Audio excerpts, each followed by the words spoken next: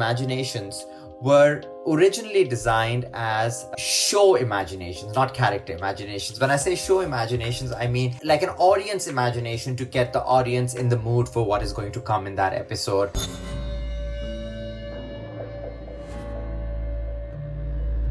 However, when we sat down in the edit, we did something interesting with the episode 9 imagination, which is that we placed it around a Mehek scene. We cut it in such a way that Mehek came before and Mehek came after a portion of the imagination. So it felt suddenly the imaginations became Mehek's imaginations. And this is the beauty of discovering something in the edit, which was certainly not written. And again, it's open. If you want to read it as a show imagination, you can. It is an imaginations, then they became fears. It was the fear of being broken with the tooth. It was the fear of being burnt by the iron. It was the fear of having a child and the child being treated badly, which is the water guns being squirted at the young baby.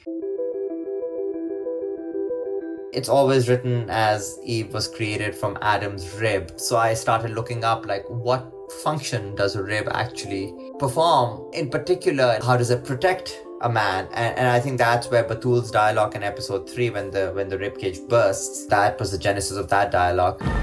तुम्हारी हिफाजत के लिए तुम्हारी ही पसली से बनी मैं, जो टूट कर तेज हो जाए, जो तेज होकर हथियार बन जाए.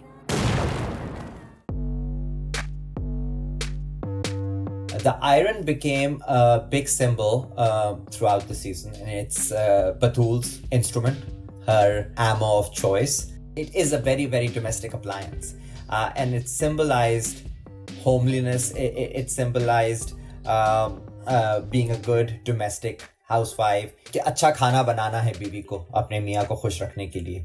उसी तरह एक अच्छी बीवी को कपड़े इस्त्री करने हैं अपने मियाँ के लिए, ताकि वो जब सुबह उठे और काम पे जाए तो उसके कपड़ों पे क्रीज हो. भले उस रिश्ते में कितने भी क्रीज हों, उससे कोई गर्ज नहीं, मगर इस्त्री कपड़ों के लिए होनी चाहिए. इसलिए इस्त्री मेरे दिमाग में आई, and I was like, okay, this will be the thing that she uses. Woman who covers herself up in a niqab or a burqa is no less likely to get touched and felt up or looked at than a woman in a miniskirt. That's a myth that is perpetuated by men who don't want to take responsibility. And hence, when I decided that it was going to be a detective agency, and I knew that it was going to be women who were going to be running this operation covertly, we had to give them a front. What were they going to do? Of course, they were going to sell clothes. And of course, the place was going to be filled with mannequins.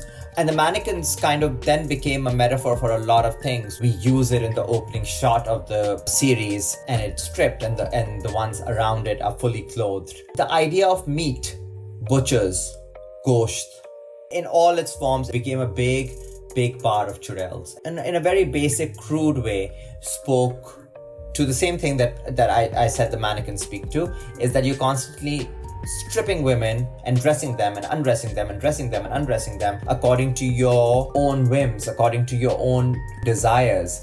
It's in your eyes, right? So when you're sexualizing a woman, regardless of what clothes she is wearing, she has become nothing more than a piece of flesh for you, a piece of meat for you.